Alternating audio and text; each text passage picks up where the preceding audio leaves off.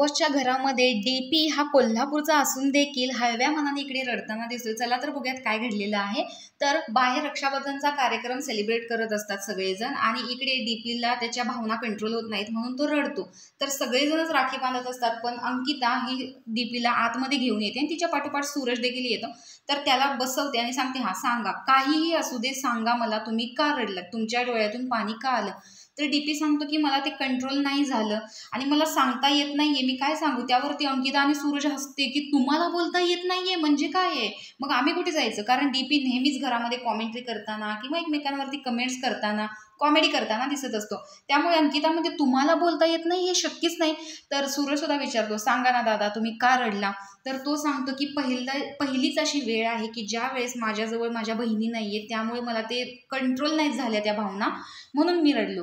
तर त्यावर अंकिता सांगते, मी आहे ना, पण तुम्हीच मला म्हणता की तू कधी मुलगी वाटतच नाहीस, म्हणून मी हे असले कपडे घालते आणि मग बहिणीसारखा त्रास द्यायचा असेल तर मला सांगा, तो मी देऊ शकते। तर सूरज म्हणतो, हा हिला सांगा, ही देऊ शकते। पण धनंजयला आणखीनच कंट्रोल होत नाही। तर धनंजय म्हणतो की त्याचंच तर टेन्शन आले ना मला, ओ बिग बॉस ॲम्ब्युलन्स बोलवा। तर ती म्हणते की आणि पैशाचं वगैरे तुम्ही टेन्शन घेऊ नका, घरी गेलो ना आपण त्यावेळेस ओवाळणी घेऊ, मला तर दिवाळीची म्हणजे दिवाळीत जी असणारे भाऊबीज आणि रक्षाबंधन याची ओवाळणी एकत्रच मिळणार आहे, त्यामुळे काय डबल खुश। पण धनंजय इकडे खूपच सॅड दिसत असतो आणि हे दोघेही त्याचा मूड चांगला करण्याचा प्रयत्न करत असतात।